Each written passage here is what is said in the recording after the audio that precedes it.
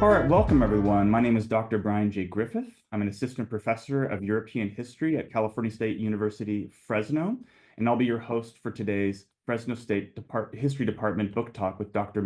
Lynn Kahn, who I will be officially introducing in just a moment. But first, I'd like to go over some of the basics on how this meeting and really the entire series of book talks will be structured. Following my brief professional introduction, Dr. Kahn will deliver a 40 to 45-minute presentation on her new monograph, Foreign in Two Homelands, which will be followed by a Q&A session during the time that remains in our meeting. If you have a question that you would like to ask during our Q&A session, you have two different options. First, you can write your question into the Q&A dialog at the bottom of your Zoom screens, and I will read it aloud for you during the discussion portion of today's session. Or you can raise your hand or use the chat dialog to indicate your desire to ask a question yourself via your microphone, and I will call upon you in the proper order. Okay, so without further ado, I will introduce today's speaker, Dr. Lynn Kahn. Dr. Kahn is an assistant professor of modern European history at University of Richmond. She received her PhD and MA from Stanford University with a PhD minor in feminist, gender, and sexuality studies. Her research situates post-1945 Germany and Europe in global and transnational context, focusing on migration, racism, far-right extremism, Holocaust memory, gender, and sexuality. Michelle has published her scholarship in the Journal of Modern History, Central European History, the Journal of Holocaust Research, the Bulletin of the German Historical Research Institute, and many other journals. She was awarded the 2022 Chester Penn Higby Prize of the American Historical Association's Modern Europe section, as well as the 2019 Fritz Stern Dissertation Prize of the German Historical Institute.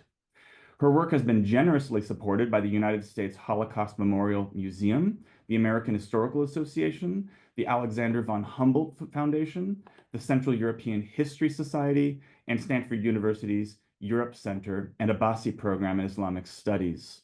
Between 2015 and 2017, she was a research associate at the Documentation Center and Museum of Migration to Germany and a guest scholar at University of Cologne. She serves, like I do, on the editorial board for the public-facing open access project, the New Fascism Syllabus.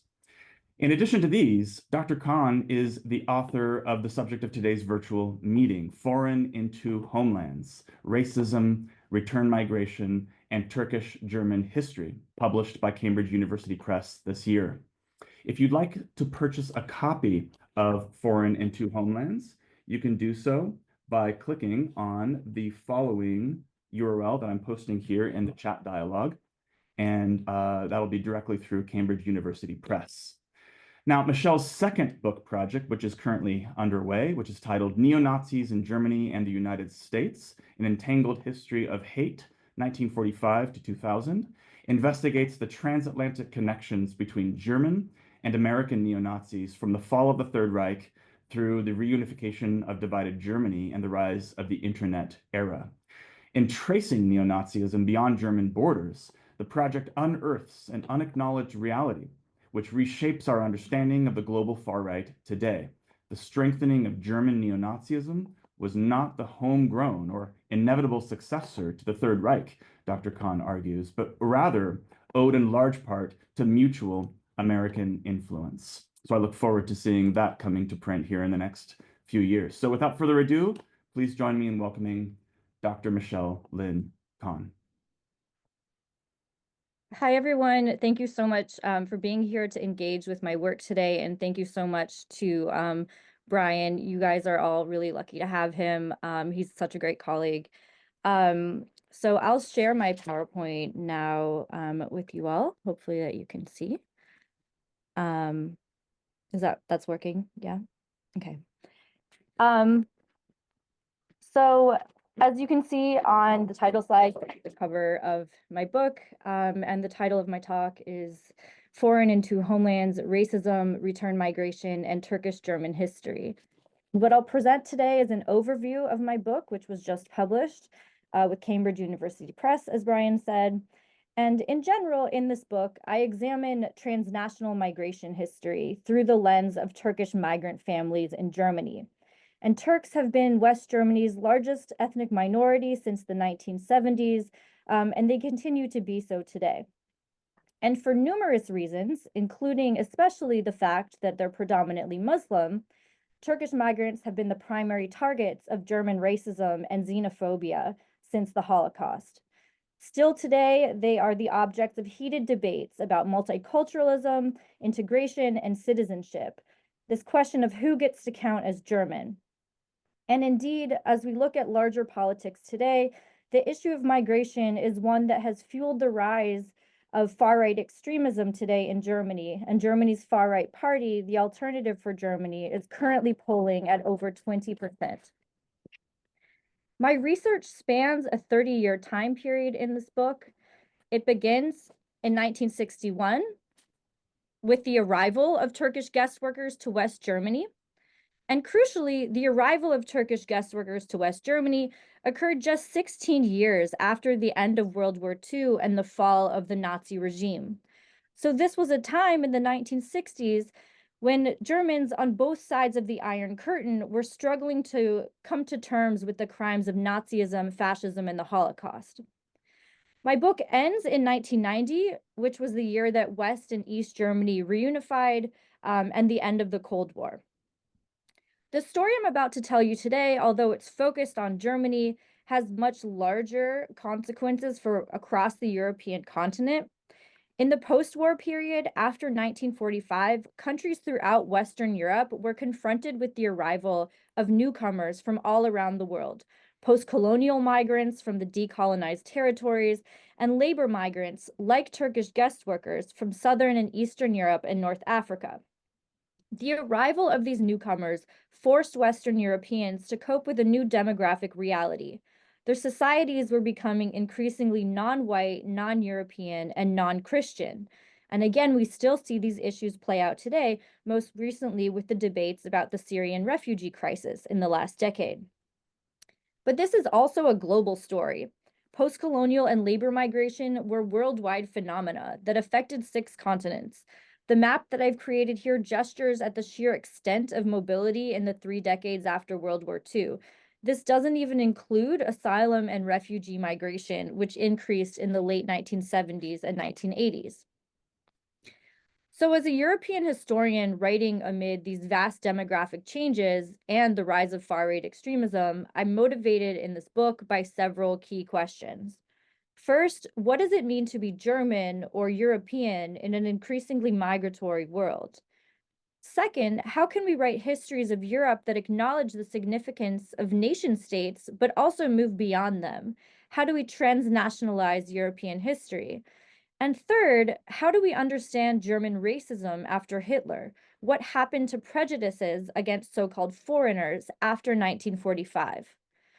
And to answer these questions, I decided to approach migration from a different way than it's usually talked about. Historians have typically explored the consequences of migration for the European societies, how the governments of European countries dealt with increasingly multicultural populations, or how immigrants struggled to integrate into homogeneously defined national communities. And accordingly, historians have tended to portray Turkish migration as a one-directional process, as a migration where migrants came directly from Turkey to Germany and the consequences played out within Germany. In other words, Turkish migration has often been seen as a German problem. But I am part of a growing community of scholars from all geographic fields who are expanding the way we study migration by highlighting cross-border connections. I argue in this book that Turkish migration to Germany was never a one-directional process.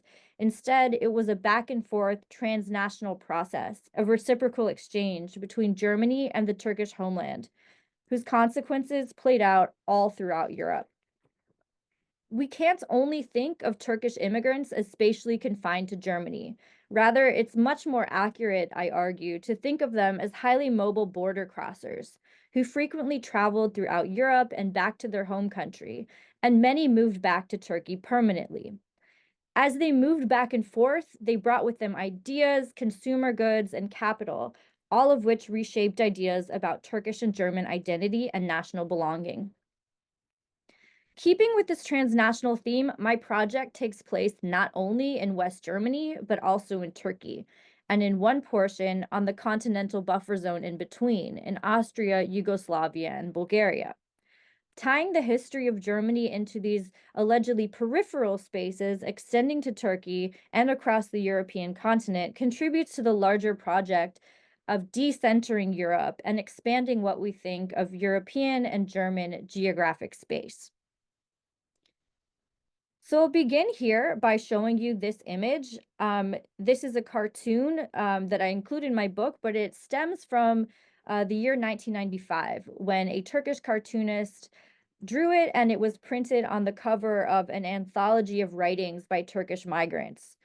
And as you can see here, a man is situated between Deutschland, Germany, and Turkey. On his pants is a footprint in the color of the German flag, indicating that Germany has literally kicked him out of the country because of the rising racism. But as he walks back to his home country, to Turkey, he doesn't look happy. In the rest of this talk and in my book, I'll argue that this man's sadness reflects how many migrants felt about the prospect of returning to their home country. This this is because it wasn't just West Germans who had prejudices against migrants. The migrants also endured the ostracization and estrangement of people in their own home country. In short, many of them felt unwelcome and unwanted in both of the countries that they considered home. And this is why I decided to title my book Foreign and Two Homelands. This sense of dual estrangement from both countries is reflected in a Turkish phrase, Almanya'da yabancı, Türkiye'de Almanca, which means foreigner in Germany, Almanca in Turkey. And Almanca is a key word in my book, so please remember it for the rest of this talk. Almanca is a colloquial Turkish word that people still use today in Turkey to describe the migrants who went to Germany or Almanya. It lumps them all together as a homogeneous, monolithic mass, and it's a very negative word. One man whom I interviewed told me that if someone called him an Almanja, he would punch them in the face, and that man at the time was 83 years old. So why is this word so offensive? I argue that it implies that the migrants are no longer real Turks. After years or decades living abroad, they'd adapted to life in Germany and had become estranged from Turkish culture. So, in the view of people who remained in the home country, the migrants had started to become German. In the rest of this talk, I'll trace how this process of feeling foreign in two homelands, this process of becoming an Almanja, developed over time. First, I'll share my research on the German side of the story, and then I'll transition to the Turkish side of the story. For the German context, please keep in mind here that after the end of the Nazi regime and during the Cold War, Germany was divided into two countries. East Germany was socialist and allied with the Soviet Union, and West Germany was liberal, democratic, capitalist, and aligned with the West. My research focuses on West Germany because that's where Turkish immigrants were first recruited. East Germany had its own system of labor recruitment, which I'm happy to talk about during Q&A, but the developments I'll be talking about here and in my book are focused on the West. Turkish citizens first came to West Germany in 1961, just 16 years after the fall of the Nazi regime, as Gastarbeiter, or guest workers. And this was a trend throughout Western Europe at the time. Guest worker programs existed not only in West Germany, but also in France, Switzerland, Belgium, the Netherlands, Austria, Denmark, and Luxembourg.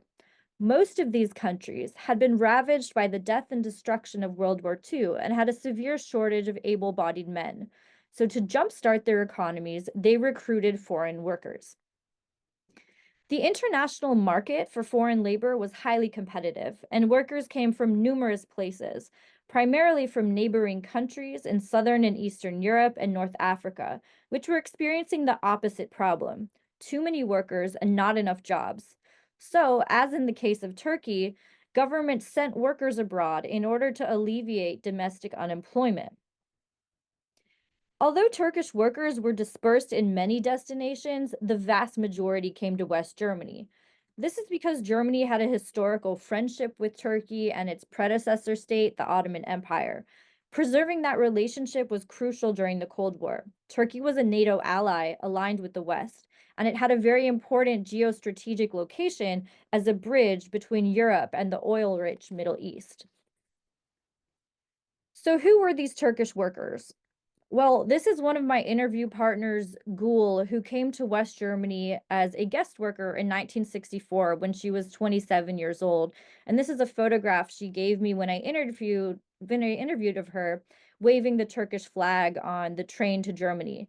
And I highlight her here to show that guest workers weren't only men, but they were also women, and that they were quite young at the time, in their 20s and early 30s. And Gül is actually different from our normal perception of a guest worker because she came from a city, she was a school teacher, and already spoke German at the time. Most of the guest workers, by contrast, came from rural areas. They did not read or write. They were accustomed to manual labor. And they came from all ethnic and religious backgrounds, such as Kurds and Alevis. When guest workers arrived in Germany, they were considered first and foremost as workers, and the type of work they did varied based on gender. Men usually did the dirty work, digging in coal mines or assembling heavy automotive machinery. Women tended to work on assembly lines, doing piecework or sewing.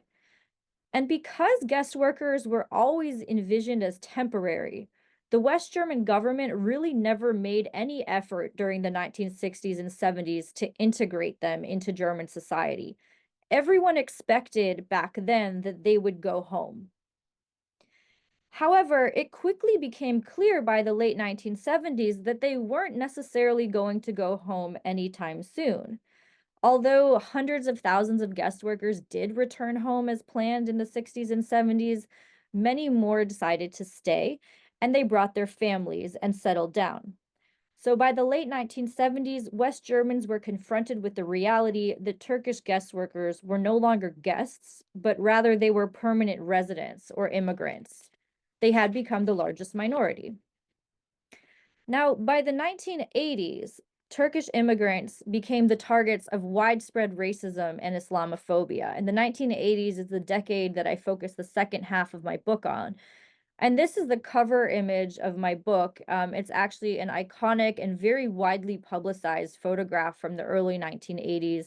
And in it, a Turkish man and his two nieces are walking alongside graffiti that presumably neo-Nazis have sprayed on the wall that says Türken raus, or Turks get out. This rise in anti-Turkish racism in the 1980s was motivated in part by economics. In the early 80s, West Germany was experiencing unemployment. Foreign labor was no longer as necessary, so people increasingly argued that guest workers should leave and that they were taking the jobs of Germans. However, this racism in the 1980s was also motivated by a new sort of culturally based racism. The notion that there was a severe cultural clash between German and Turkish society. West Germans on all sides of the political spectrum viewed, quote, the Turks as a monolithic group and made little distinction based on religion, ethnicity, or place of origin. In their view, Turks were all uneducated villagers who were backwards and treated women poorly, and their Muslim culture made them unable to integrate. And these were the dominant German views at the time. So within these contexts of rising racism, many West Germans during the 1980s called upon the government to deal with what they called the, quote, Turkish problem. And this isn't just neo-Nazis or skinheads. This desire to get rid of the Turks was widely spread among the German population, even among so-called ordinary Germans who voted for centrist parties. And in fact, the Chancellor of Germany at the time, Helmut Kohl, even expressed his desire in a secret meeting with Margaret Thatcher to reduce the number of Turks by 50%, to get rid of half of the Turks in Germany. So West German policymakers now faced a political and an ethical dilemma.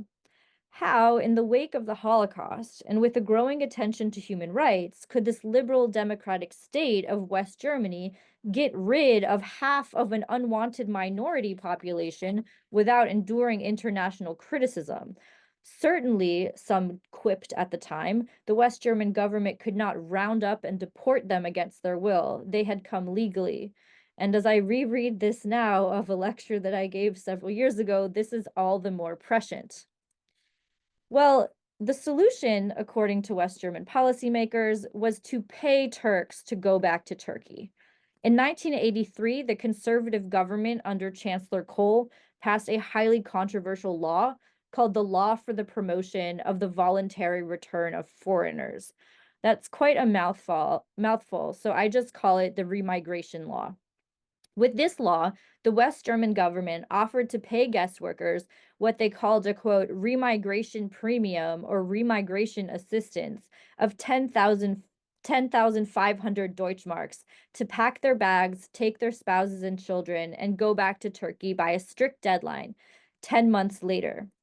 Turkish families were thus forced to act quickly to make their decision to leave Germany and have their residence permit stamped invalid, to sever ties permanently from a country where many had lived for 2 decades. In developing this law, the West German government drew inspiration from France, which had successfully implemented a remigration program several years prior. And in both France and Germany, these remigration laws drew intense criticism, both domestically and abroad. Of course, the decision to take the money and leave was voluntary. However, critics called the West German law a blatant attempt to, quote, kick out the Turks. They called it, quote, a voluntary deportation and a violation of their human rights. And in the archives, I've found that this criticism was not confined to West Germany. Criticism of this law was a prominent feature of public discussion in the Turkish homeland as well. What tended to be different was that critics in Germany often used this law in order to make direct comparisons to Nazi Germany. So people in the home country were comparing the treatment of Turkish immigrants today in the 1980s directly to the treatment of Jews in the 1930s under Hitler. One Turkish newspaper, for example, insisted that West Germans wanted to, quote, relive the spirit of Nazism and go back to the glory days of the 1930s. Turkish newspapers also made this comparison visually. One newspaper published, again, this iconic photo of the Turks Get Out graffiti next to the iconic image below of Nazi stormtroopers holding the sign, Germans protect yourselves, do not buy from Jews in 1933.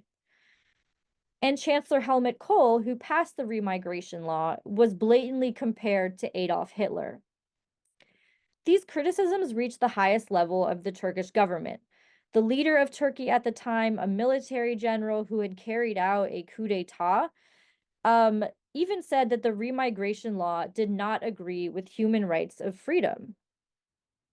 And again, these comparisons to Hitler between German Chancellor Helmut Kohl made its way back to the German media, and Germans were increasingly incensed that Turkey was accusing them of behaving like Nazis.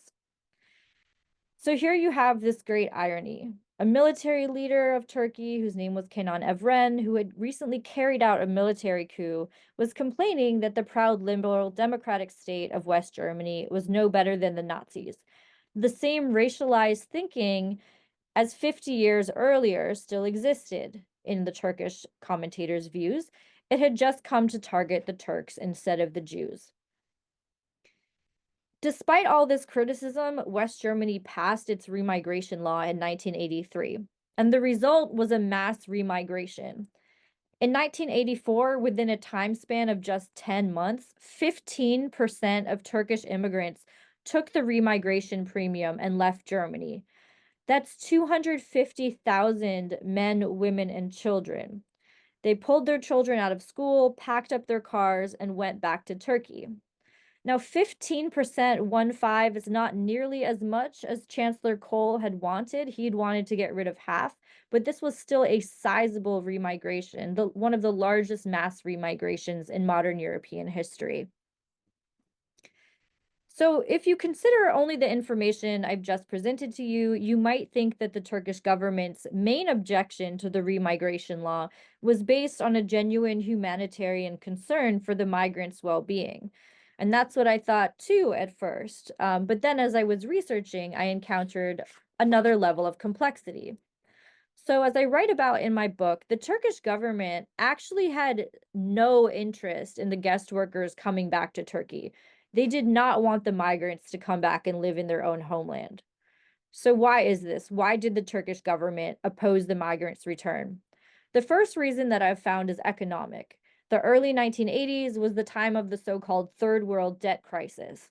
Like many other countries, Turkey was experiencing exorbitant unemployment, inflation, and foreign debt.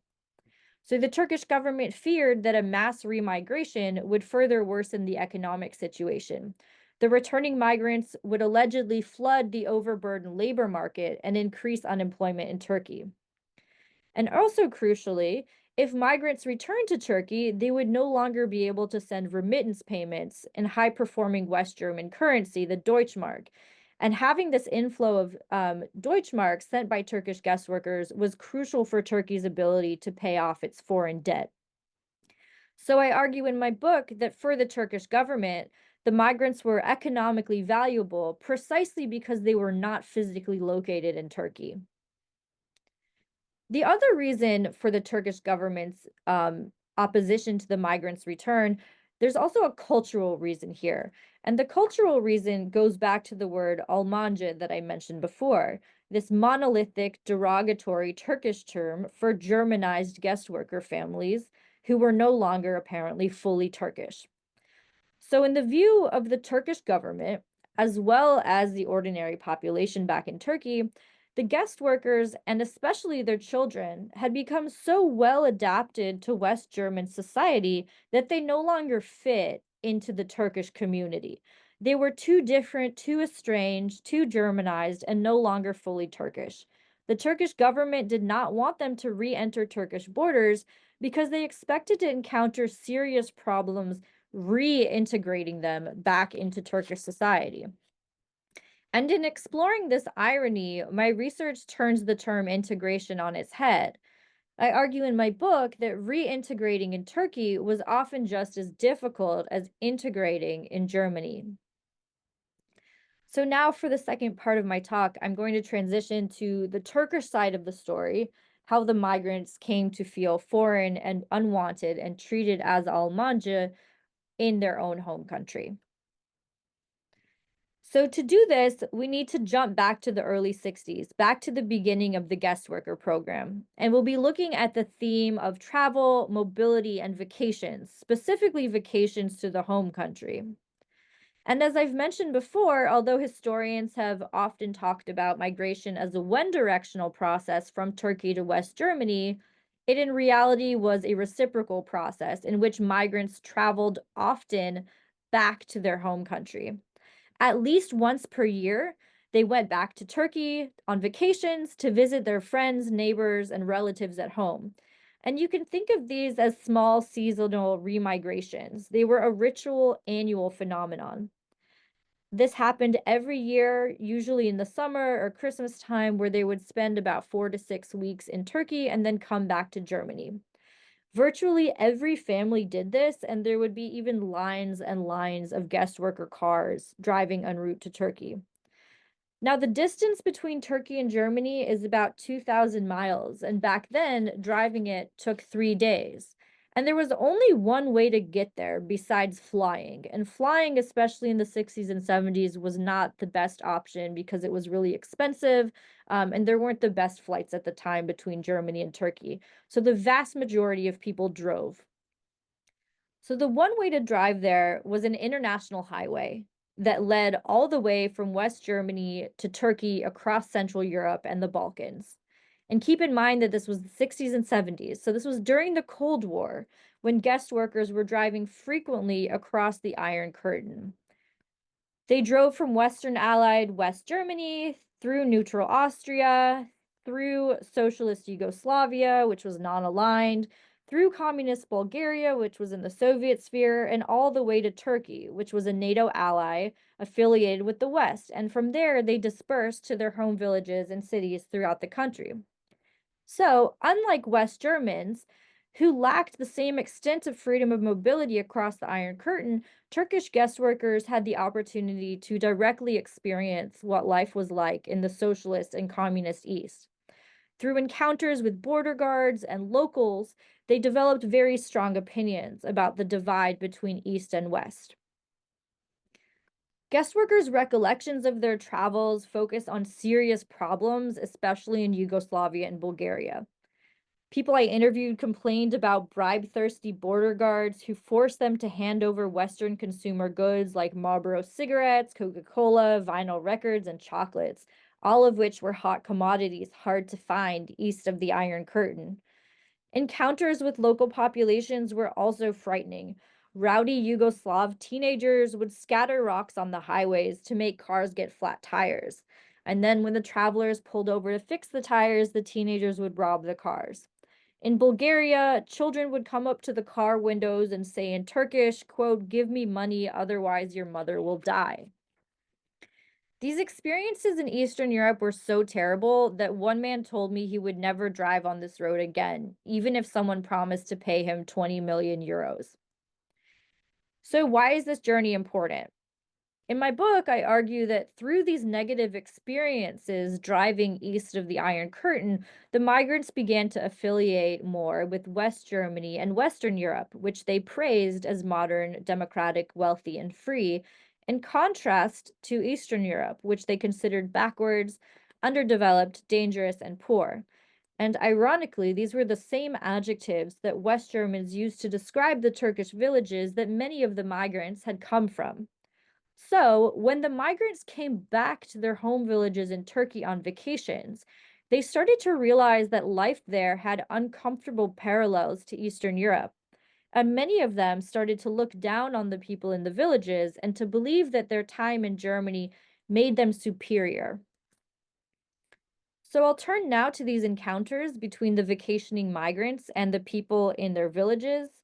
And these are photographs from guest workers themselves that they kept and archived of what happened when they came back home. My book shows that these encounters on vacations were instrumental in shaping the Turkish population's negative perception of the migrants. Vacations were the first point of encounter, an annual opportunity for the Turkish population to see on a small scale, everyday level that the migrants were allegedly undergoing a transformation from Turks into Germans, that they were becoming Germanized Almanje. So, how did this impression develop? Well, if you look at all of these pictures of these encounters on vacations and villages, each of them crucially displays a car that a guest worker had driven from West Germany. Cars were not only means of transportation at the time, they were also huge status symbols. At the time in the 60s and 70s, cars were very expensive and rare to find in Turkish villages. When you rolled up to a village in a car, you were like a king. It was evidence that you'd gone to Germany, fulfilled your dreams, and become rich. Cars were especially important status symbols for men because they exhibited machismo. Here are two of my interview partners, Nejla and Unsal. Um, and the only reason that they got married in the 1960s, at least as Nejla told me, was this car. When saw Unsal pull up to her parents' house in the village driving that car, she told me she just had to marry him. Quote, "I knew he was a wealthy man." But it wasn't just the cars. The cars driven on guest workers' vacations were always loaded to the brim with consumer goods made in Germany, so packed that they required luggage racks on the rooftops. People brought all sorts of consumer goods to give out as souvenirs, to furnish the houses that they were building in Turkey, or to just show off to envious neighbors. And these were all sorts of everyday items. All of these images are from Germany's migration archive, where it was a research associate, and these physical material objects are actually still located in the archive today. The sorts of things they brought range from cameras, televisions, clothing, food, skin creams. There were also larger items that they brought, like furniture, washing machines, or bathtubs. One man that I interviewed told me that he brought back a refrigerator for his house that he was building, but because there was no electricity yet in his village, he just used the refrigerator to store clothing on its shelves as if it were a wardrobe or a dresser. These material objects, I argue, were very important for processes of identity formation. They gave people in the villages an ambivalent relationship toward the migrants who went to Germany. On the one hand, and this is one of my favorite photographs that I found in the archive, people in the home country admired the migrants for becoming rich, but they also started to look down on them. Now, partly this disdain was motivated by envy, but it was also motivated by the reality that in most cases, the guest workers were not bringing anything useful back with them on their vacations. Only very few guest workers had brought things like tools or equipment which they could have used to help struggling local economies. So, on this everyday level of vacations, the stereotype developed that the migrants were out of touch with village values and village necessities.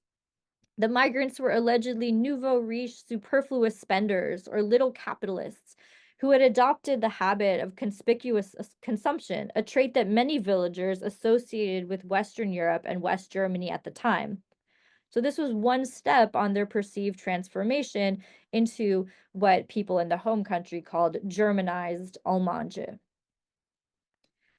I'll explain now that there's another important step in this transformation into this process of Germanization of cultural estrangement, and it had to do with the second generation, the children of guest workers. The second generation was commonly called the children of Almanje, which is the title of this book cover that I've imaged here, Almanja'nın Çocukları. And they're depicted as having an especially ambivalent relationship to their home country. So in this image, the children are sandwiched between Germany and Turkey. Some of the children are facing Turkey, while some of them have their backs towards it. The children of the Almanje had come to Germany at a very young age, or they'd been born there. And the important thing is that most of them had been grown up or been educated in West Germany. And even though West Germans tended to think of these children as unintegrated, they really had adapted to a large extent to West German society. In fact, by the mid 1970s, Turkish media in the home country was expressing deep concerns about these children. The children of guest workers were portrayed as wearing blue jeans and Converse tennis shoes or Doc Martens, listening to punk rock, having premarital sex, being rowdy and promiscuous, disobeying their parents, refusing to participate in Muslim religious activities, and perhaps most importantly, speaking German better than Turkish. So, for the home country, in their view, the children had lost the ability to speak the language of their own homeland. So, my argument now is that more so than with the first generation, the second generation children who came back following that 1983 remigration law that paid Turks to leave, it was these children who endured the most serious difficulties reintegrating into Turkish society. So I'll turn back to 1984, the year after West Germany passed that remigration law that paid Turks to leave, and that year of that mass remigration of 15% of the Turkish population back to Turkey. And that 15% encompasses 250,000 men, women, and children. So the Turkish government was faced with this question of what to do with the children of returning guest workers who, in their view, barely spoke Turkish because these Almanca children would be a burden on the Turkish public education system. So, in the summer of 1984, amid this mass remigration, the Turkish government realized that they needed to act quickly. The Turkish Education Ministry implemented what they called readaptation courses or reintegration courses. And these were 6-week intensive courses that aimed not only to educate the children in Turkish language and history, but also how to behave in Turkey. So the children were supposed to be taught that you're supposed to kiss the hand of elders when you meet them or to stand up to attention when a teacher entered a room. And the idea here was that through education, the Turkish government could teach these children to become Turkish, to re-Turkify them, in part by suppressing the German side of their identity. And this project of mass reintegration and these integration programs made headlines. Here are some Turkish newspaper articles from 1984 and 1985. The one on the top left, Bize Uyacaklar, says, they grew up in another country, they made their final return, and now they will adapt to us. And you can also see, especially in the image on the top right and on the bottom left, You can see this word Almancılar, this Germanizing moniker, that they're directly being called Almancı or Germanized Turks in Turkish newspaper articles. Now, according to pedagogues in these Turkish reintegration courses, one necessary step towards reintegration was their fashion sense. The children were not allowed to wear the clothing that they were used to in Germany. They had to wear school uniforms, which they overwhelmingly complained suppressed their freedom of expression. But fashion concerns were just on the surface. The educational style in Turkey differed vastly from the schools in Germany. Guest workers' children who returned complained that the curriculum was centered on the rote memorization of facts about Turkish culture and history, and that they were supposed to passively absorb learning material, not to challenge it or to ask critical questions, as they had in Germany. Students also complained about being brainwashed into obedience. They reported that anyone who challenged the teachers endured harsh disciplinary measures or even physical abuse. Now, back in West Germany, newspapers reported obsessively on the struggles of these children who went back. And in part, West German media attention was because they really did care what happened to these children, but it was also about the fact that West German newspapers could use the situation of these children in Turkey to reinforce the negative impression that they already had of Turkish immigrants living in Germany. So the Almanca children's treatment in Turkish schools provided evidence to many West German observers that Turkish immigrant culture was authoritarian and backwards, in contrast to West German culture being liberal, democratic, and free. So in this sense, the experiences of children who returned to Turkey were instrumentalized by West Germans to create an intensification of the racializing discourse against Turks. With all these media reports, West Germans started to become sympathetic towards towards the children who returned. They realized that the children really did think of West Germany as their homeland, and that by contrast, Turkey was the homeland of their parents. The source of all their problems, according to many commentators in West Germany, was that the parents had forced the children to return to Germany against their will, not that the West German government had tried to pay them to leave. Ultimately, in 1990, this public sympathy brought about a policy change. Just 7 years after sending the Turks home in 1983, the very same government started letting them back in. Under certain conditions, children who had gone back to Turkey with their parents were allowed to come back to West Germany, and this was only the children, not the parents. I argue that this policy shift reflected West Germans' realization that although the children were foreign in Germany, they were also foreign in Turkey, and that being foreign in what West Germans believed to be an authoritarian and backwards culture was more detrimental to the children's well-being than being foreign in a free and liberal and democratic West Germany. So the way they justified it was ironically as a matter of human rights, a humanitarian responsibility towards the children that they had just tried to kick out 7 years before. So I'll conclude here. Why does all of this matter? As we often conclude with, my book makes 4 major contributions, the way I see it. First, my book revises our understanding of European identities. For centuries, European identities have been defined by and for white Christian Europeans. But my book highlights an instance in which non-Europeans are intervening in what it means to be European. Here is a European identity, Germanness, being defined by afar, all the way from Turkey, by people who in most cases had never even set foot in Germany. Government officials, media outlets, and even the poorest of villagers in Turkey were able to intervene in setting their own barometers for the extent of an immigrant's ability to integrate into a European country. They were saying from 2,000 miles away that a person could become German not only by blood, but also through cultural adaptation. And this was even before the landmark revision to Germany's citizenship law in 2000. And this is especially significant in the case of German identity, which from the 19th century had been increasingly defined very rigidly and very homogeneously by German blood and German ethnicity, so much so that it had become the motivation for genocide under Nazism. My research also highlights racism in West Germany in the 1980s.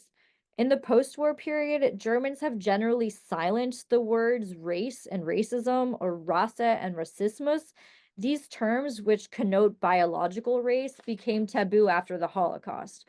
And accordingly, Germans have also been quite reluctant to reckon with the rampant racism because they've been hesitant to acknowledge the sheer continuities and existence of racism after the Holocaust. But by examining the 1983 remigration law and the desire to kick Turks out, I show that Turkish critics were able to point out the hypocrisy inherent in West Germany's project of post war liberalism and democracy. Despite denazification, discrimination and racism persisted well after 1945. My book also challenges the categories we use when writing European history. I reconsider whom we count as European in a migratory post-war period. I think it's intellectually productive to consider immigrants as partially European actors, as people who deserve being written into the larger narrative of European history. And this also has implications for how we might understand other cases, such as the relationship between Britain or France and their former empires, the relationship between US and Latin America, and the relationship between refugees and their home countries. And finally, my work expands our conception of German and European space.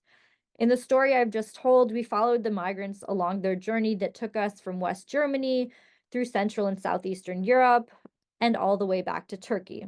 Now, considering immigrants as European actors, therefore encourages us to adopt a more expansive philosophy of European history as a whole, one that is rooted in what happens within nation states, but also acknowledges the limitations of looking only within national borders. Thank you very much. I'm happy to take questions now.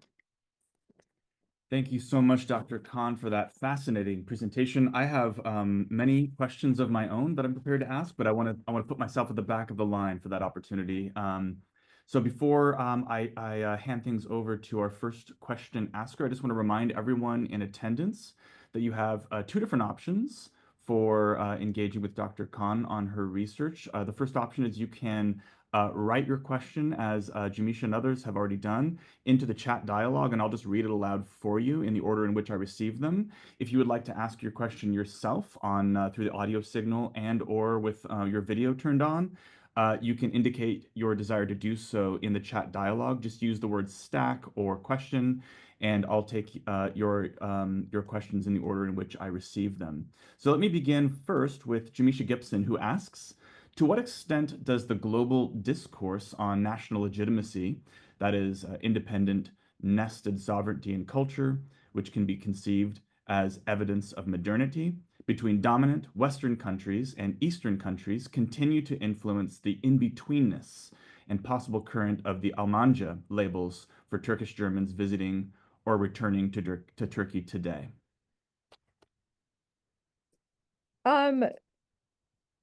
I'm going to look again in the chat because the question, I'm trying to wrap my head around the scope of the question because it's like very nicely worded.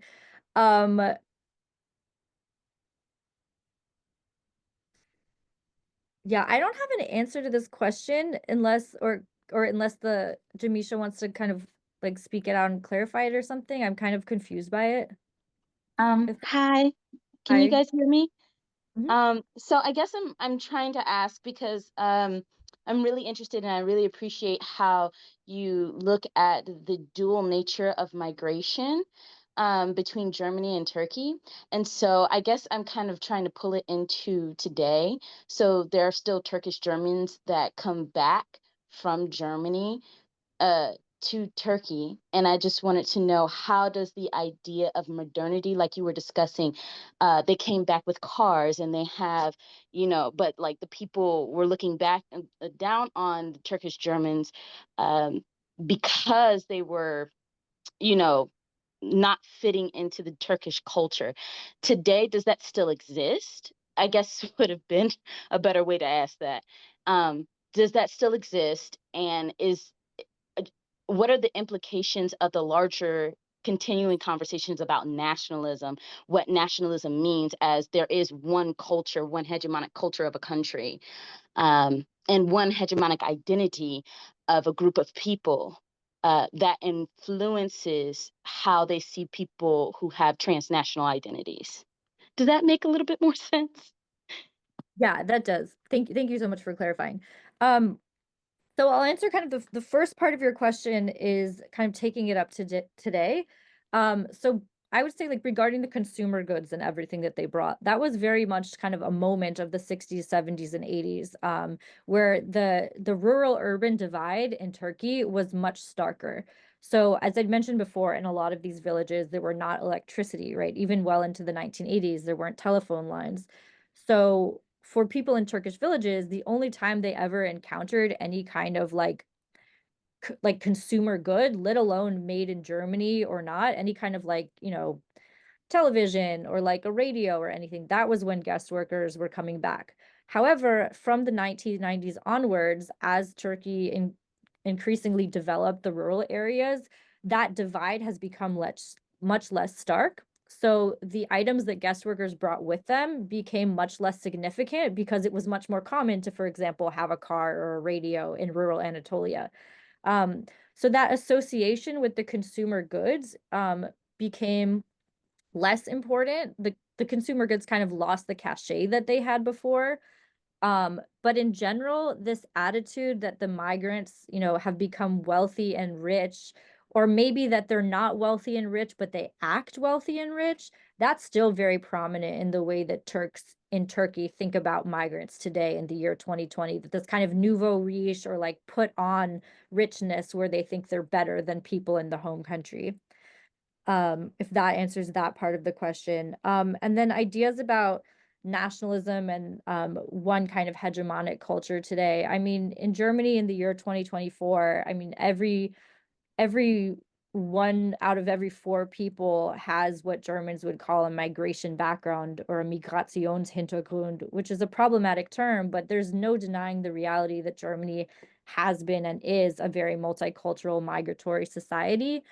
Um, Germany's become far more accepting of this idea in general, but we are seeing a rise of right-wing extremism in Germany that are pushing it back against ideas of multiculturalism and trying to reinvigorate kind of like a white German idea of national identity.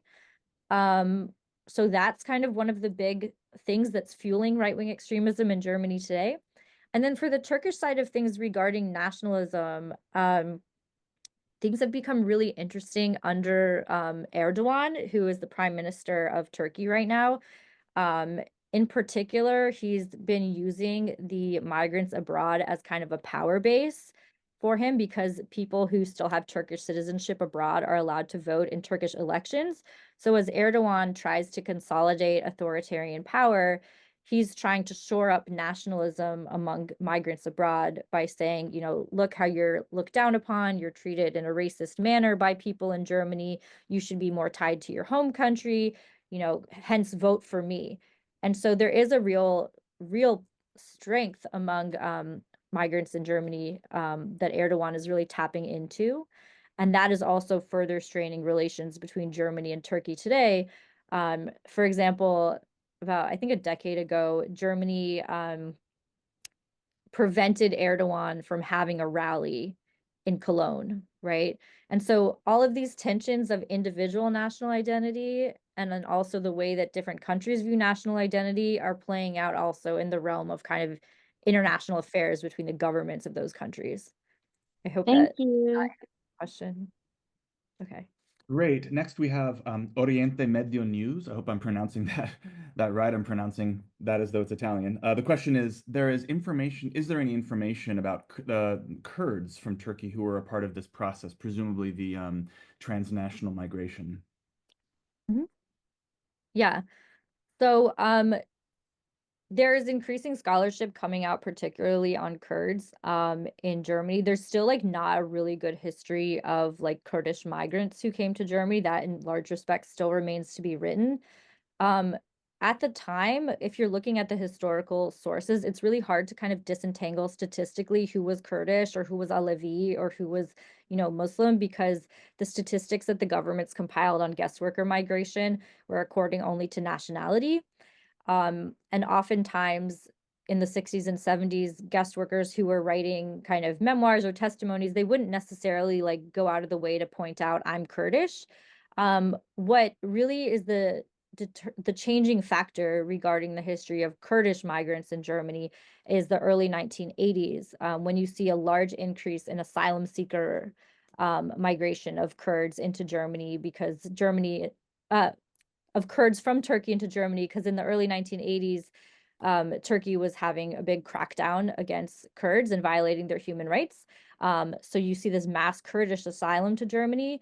So that's kind of when Germany really starts keeping more statistics on Kurds and talking more about it. So yeah. Yeah, and if I could do a quick follow-up on that, Michelle, before I get to Kay Pitts's question. I'm wondering, because the early 1980s, late 70s, early 80s is also a time of great mobilization for the PKK. And I can't remember the leader's name now, but I think he was arrested in Italy, I believe, in the early 80s, or was it the early 90s? I can't quite recall. So I know there's a lot of Kurdish radical mobilization going on with respect to relations between Turks and Kurds in Turkey, and I'm wondering if there's any. This is a little bit to the side, I think, to the book's topic, but I'm just wondering if there's any information you have on the role played by the PKK and any transnational migration of Kurds during this period.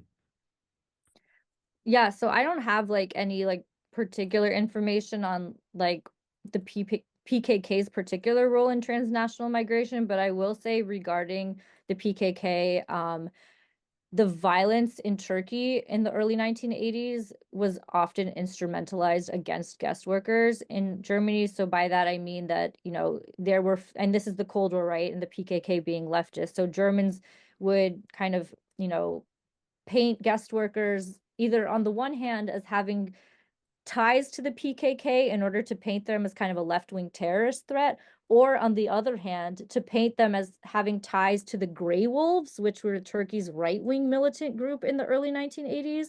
So whenever the German government could kind of instrumentalize it, or the media would kind of play up the idea that Turks were tied to these nefarious, either left-wing or right-wing terrorist organizations, it definitely comes across more with the Grey Wolves in the 1980s because it was also the height of West German right-wing extremism in the early 1980s. So there's a lot of attention to the far right at the time. And so the Grey Wolves were being talked about much more than the PKK in terms of like a possible terrorist threat, at least in the documents that I've seen. Very good. Thank you for that. Just before I read Kay Pitts's question, because it looks like that's a really great question to end our Q&A session on. Just as a reminder to anyone, if you have a question that you'd like to ask, just indicate it in the chat dialogue, and of course I'll read it aloud, or I'll call upon you to ask it yourself. But I have a couple of more content questions before we get into that end of session question. One of the things that piqued my curiosity during your presentation, Michelle, was the portion on the Turkish migrants, going back to Turkey on vacation. And you mentioned that was a fascinating map that you showed of all of the different countries and territories, and of course ideological climates that they had to travel through on this 2,000-mile journey back to their villages in Turkey. And you mentioned that many of them, I would presume, in the Eastern Bloc countries that were cut off from Western commodities, had to, many of these migrants had to pay, bribes in the form of, I would presume, cash, but also, as you mentioned, Coca-Cola, jeans, cigarettes, and things like that.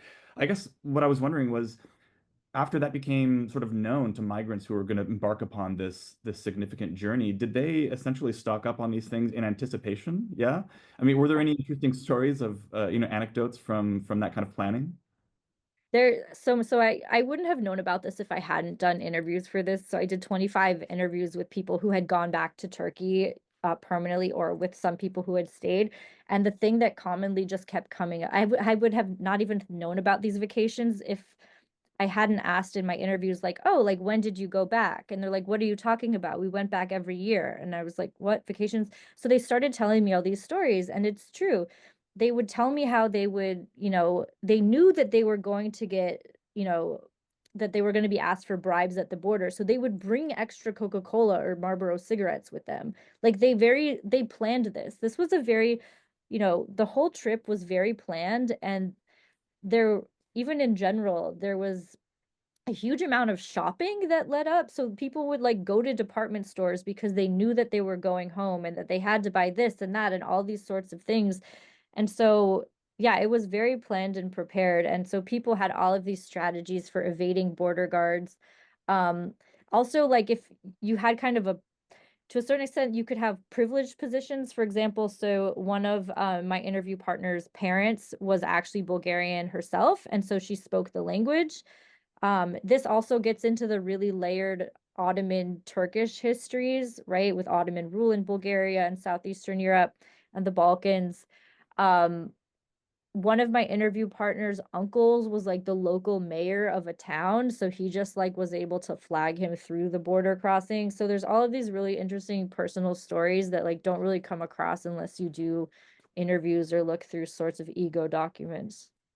That's great. And that's, I think, our previous book talk was with Terrence Peterson, and he had done the same thing, a blend between sort of traditional archival work and oral history on the ground interviews. And I think the image that really emerges from the combination of those sources is really revealing. One more quick question, and then I'll take anyone else's plus Kate Pitz's question. Yesterday, my students and I'm teaching a class right now on intellectual and cultural European history, and yesterday was our final meeting, and we discussed Ian Baruma's Murder in Amsterdam, which was published in 2004, of course, about the murder of Theo van Gogh in Amsterdam by a young Moroccan Dutch man by the name of Mohamed Bouyeri. And the book gets into, I think, some similar themes to the themes that your book covers, which is these guest workers who come during the 70s and 80s, right, to ultimately perform temporary labor, but many of whom actually settle down, and in this case, the Netherlands. And in the case of Murder in Amsterdam, Mohamed Bouyeri, didn't feel fully Dutch, didn't feel fully Moroccan, was sort of caught between these worlds, and in that kind of vacuum of identity, not feeling extremely integrated or welcome in the Netherlands, and certainly feeling very alienated and foreign from his parents' homeland since he was born in the Netherlands. He found community, he found identity in Islamic extremism, which ultimately led him to commit the murder that he did. And I just wonder, this also fuels the far right, because when there are, forms of immigrant or migrant extremism in the far right's homeland, right, this fuels sort of racist attitudes towards multiculturalism, towards migrants. And I just wondered if this sounds like it's more of the next project topic for you, but I wonder if you can maybe say any words about the this sort of vacuum identity, right, that's formed in these migration contexts, and how that fuels the far right, particularly in Germany. Yeah, I mean, the idea of kind of this, like, I like the idea of a vacuum kind of identity where there's a certain skepticism that is then placed on the migrants about whether they can truly fit in or whether they're too attached to their home country. And the idea of being like too attached to Turkey also comes up in German discourses, right? And so this is kind of a vacuum that far right extremists can come in and try to mold people's identities in the way that they want to. I mean, I could talk for much longer than this about the growth of neo-Nazism in the 1970s and 80s because that's what I'm writing another book on. But suffice it to say that it's really this pliability or this vacuum of identity that, allows people to come in from the outside and try to determine your identity from externally. Sure. Sure. Very good. All right, thanks. So I'll take Kate Pitts's question here. It's are there lessons here that we can apply to our current immigration issues, presumably here in North America, and the plan of the new administration for mass deportation? I mean, yeah, my general lesson is like let's not mass deport people. Like you know what I'm like but no, I mean it is there's a moment of kind of reckoning here in the US, of course, and also in Europe. Far right parties are talking about mass deportations too. Like Germany's far right party, the AfD, like had a secret meeting like a year ago where they were talking about how do we get people to remigrate, right?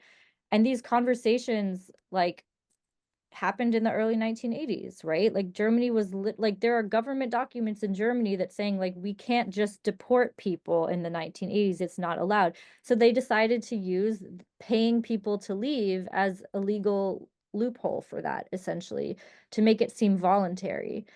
And that's something that's not discussed in the US today. Like I've not heard it all discuss the possibility of like paying migrants to go back home. Maybe I'm just missing something, but it does speak to the way that politicians can kind of creatively devise policy solutions to skirt around the accusations of human rights violations, right? I think at least if we still have the rule of law in this country, like we should not be blinded to the fact that there are many ways that a regime can skirt around um, doing quite nefarious things. No doubt. Well, Dr. Michelle Lynn Kahn, this has been a really fascinating session. We really thank you for your time and for your presentation today. And thanks everyone for attending.